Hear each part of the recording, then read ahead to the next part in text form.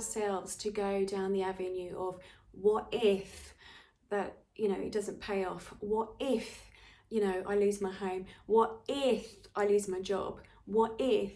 What happens is you allow your subconscious mind to go off in all different directions, and it starts making up its own story if you allow it to. And that's natural human behaviour, because it's that sense that comes in to protect you, comes in to help offer you advice to some degree. Now, if we think your brain doesn't really come online until you're about 7 years old, so which means that all the information you've learned as a child, everything that you've been told about your world, the structure of the world, the model of your world, is created by those who's lived with you, who've been your caregivers, who's been around in your world telling you certain things, how they've, and it's an ongoing story, a repeating historical story that goes back all the generation in your family.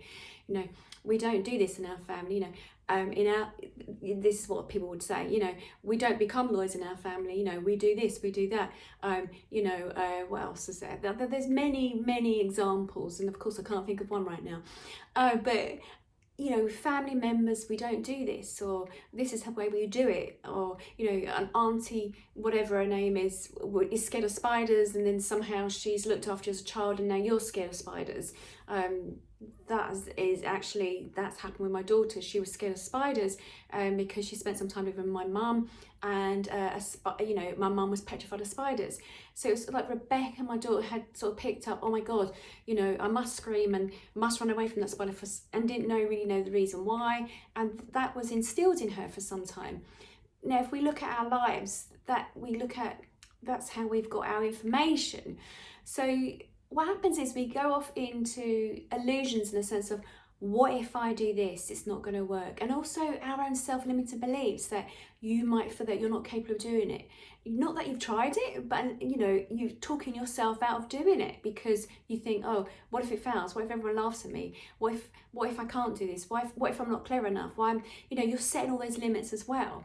So that's all the science and psychology and stuff. And from the other perspective, from the energy point of view, it's like, even thinking about, making a change or thinking of losing your job, there's all these emotions and feelings within you, and it sort of reduces your energy frequency, lowers your vibes within your body. You feel a bit low in yourself anyway, how it feels. And we know from the science that, how we feel and think about things, you produce all these chemicals in your body. That's a fact. So if you like something, you're going to produce all the serotonins, endorphins, and you enjoy it, like if you're doing some sort of sense of sport, or if you're eating chocolate, or if you're in love, that produces another cocktail of different chemicals. And when you feel down, again, you're producing other chemicals that reduces your immune system and also makes you feel very low. So there's science in it as well. And I'm really about looking at the world from many different perspectives, not just that it's all about spiritual, but the spiritual side and the energy side keeps me going. So you can go down the avenue of what if and not try anything, and then you bring yourself down, you feel a bit coming down, feeling a little bit down low in yourself. It can cause depression and everything, and you can be worried about too much about the future, which causes anxiety, and that's no good for you either. But energetically, it's not doing much for your own energy in your body. It's not helping you from the spiritual side, in a sense, because that's what you're projecting out, as if that you're saying, what if? It's almost as if you're saying you're a failure before you even start. So that's what you're sending out into the universe. That's what you're sending out there, is like, I'm not going to be any good at this. But again, that's an illusion.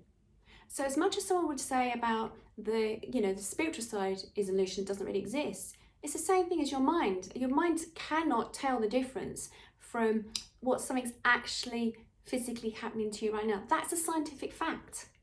That's a fact. You over worry about the future causes anxiety. You don't know what's going to happen. You look back and the stories that you're telling yourself of what's happened in the past, some of them are true, yes. But again, that is like an illusion of what happened before in the past, to some degree. To some degree. I'm not saying it didn't happen, but to some degree of where you were in your mental state or when those experiences happened. I understand that. But what I'm saying is, if you're happy to say, well, that's all true, well, then look at the energy side of it as well. So, for instance, what I mean is, I'm saying to you, A bit like you hear the word manifestation, and some of you already are like, oh God.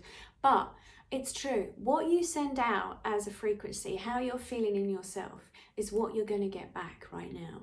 And then I don't want anyone going, oh, I'm really scared of what I'm sending out. What I'm saying to you is what helps me. And I've had, I had an operation a couple of weeks ago, and I was feeling very down with feeling the pain. I was on painkillers, and I was feeling very down. And I went down that rabbit hole of Alice in Wonderland thinking, oh, what if I'm never going to make money? What if I'm not going to have any clients come back to me? What if? I went down the same avenue. I'm human. I've told this before. And then I had to literally get back into practice on meditation every day. I was meditating. And meditation is literally just taking some time out. Now, 5 minutes, 10 minutes, 20 minutes, an hour, however long that you feel that you're able to do at any given time. And I went back to doing the meditation every single day. And what it does is just literally, it's sort of, you try to stop yourself from overthinking, a little monkey mind that goes all over the place thinking about bills and what if. The idea is when I do the meditation, I try to bring myself into my body and just literally follow my breath. I've put also some things out on Spotify, some meditation, some breathing meditations if you want to have a look, but that's up to you. Go with whatever feels right for you. The idea of the meditation is literally to stop you overthinking about what's going on in your life, and it gives you a little bit of space, and it's practice. I'm not saying you put on a meditation straight away and then you're going to feel better. I'm not saying that straight away, because it's practice. You've practiced so well at worrying. How about try practicing and just sitting there meditating once a day, 5-10 minutes. That's all it is. It's a bit like having a record and then taking off the needle. This is how old I am. Taking the needle off and stop overthinking. It just takes time out. Once you start going into that practice of trying to meditate every day, 5-10 minutes, however long it is, and just being still within however you can, because you'll get to know you. This is the thing. This is me, not me doing it for you. Like I say to my clients, it's about teaching you the skills. So I'm combining everything I know and trying to help you right now. If you want the help, it's up to you. And the idea is that just taking that time out to sit within, to follow your breath, be aware of your body, how it's feeling.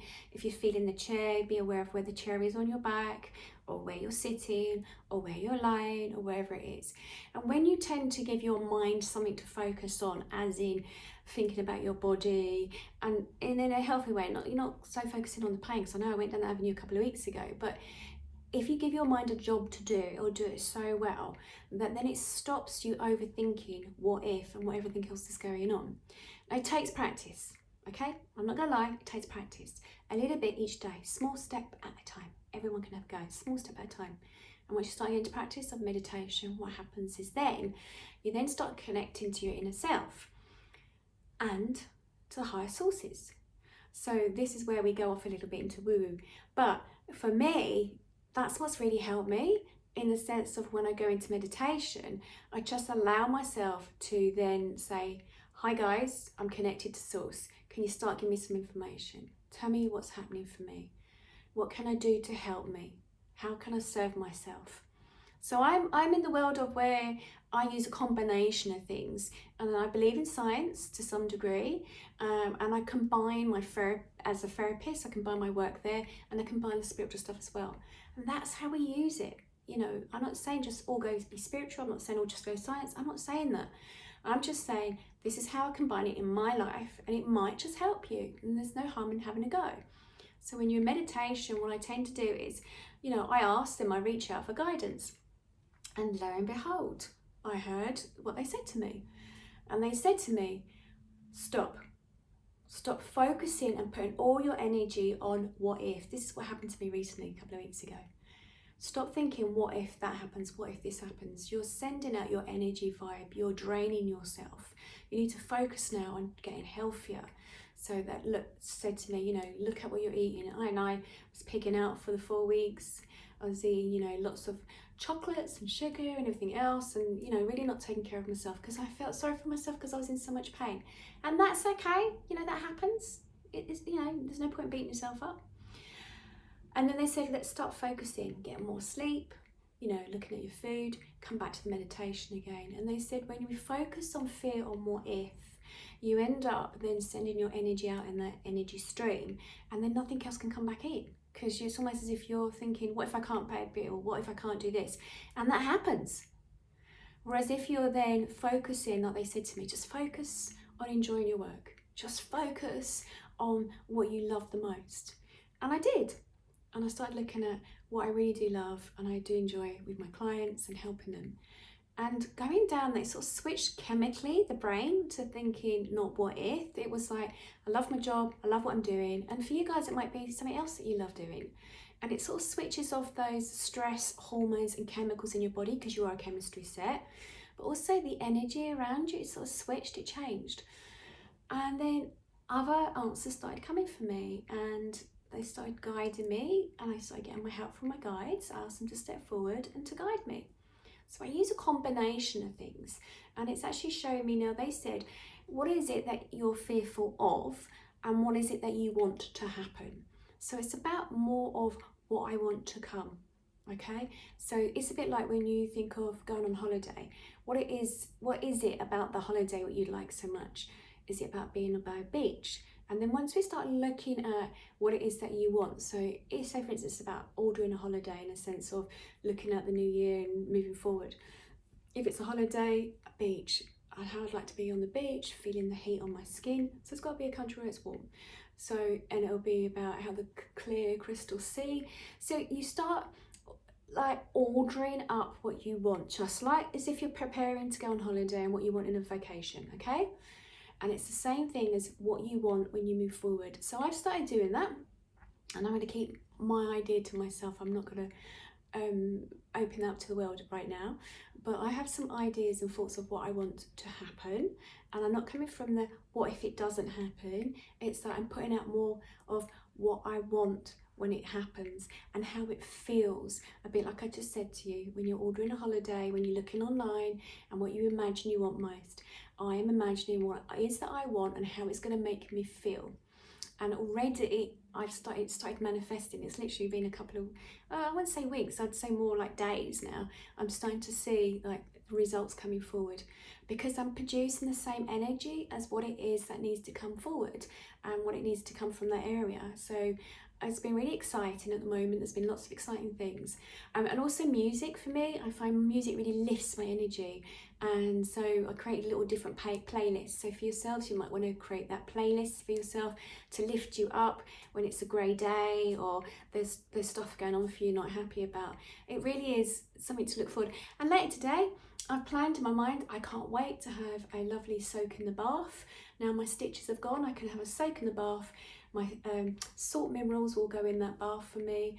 I will have my playlist, I have my candles, and it's keeping me going for the day. I'm like, I can't wait. I'm really looking forward to it because I know how it will feel when it happens. And that's another thing. People sort of say, well, how can I imagine something that I've never had before? Right, so I've had a few clients where, for instance, they've come forward and their loved one has passed over on the other side. Now, for me as a psychic medium, I'm feeling their love that they had. And I'm like, yep, that's something I want to order for myself. Thank you very much. I want to feel like that too. So if you see things around you, I don't know, if you want a new car and you see a car that goes by and you like that particular car, really sort of imagine yourself sitting in that particular car. I've done that as well. I manifested a car within literally 2 weeks. Don't ask me how it was done in a sense of financially, because it's not what we're meant to do.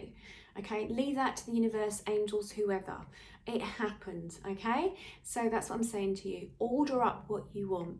And you've got to have faith in it. You've got to believe. There's no point in saying, I believe, and I write it down on a piece of paper, and those words have energy too. And then really secret in the back of your head, I'm not sure it's really going to work because, you know, and I mean, I actually did that with the car. I was like, and this is a couple of years ago, I don't know if it's really going to happen. So I ended up with the first car, and it's not owned by me, but I able to drive it. And the first car, I wanted a convertible. It was a convertible, but it had the soft top. So, and it was a sports car, but not exactly what I wanted. And then I was like, so we had that car for a short time. I'm like, yeah, now what I want is I want a hard top convertible, a glass roof, and I want it to be this mega car. It was only because the first one I didn't get quite right. I knew what to do with the second one. And again, I manifested my next car.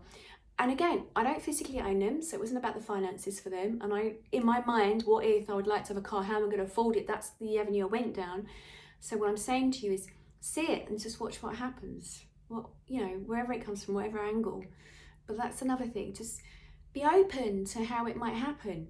You don't have to guide it or think how it's going to happen, because that's when you get stuck in the energy game.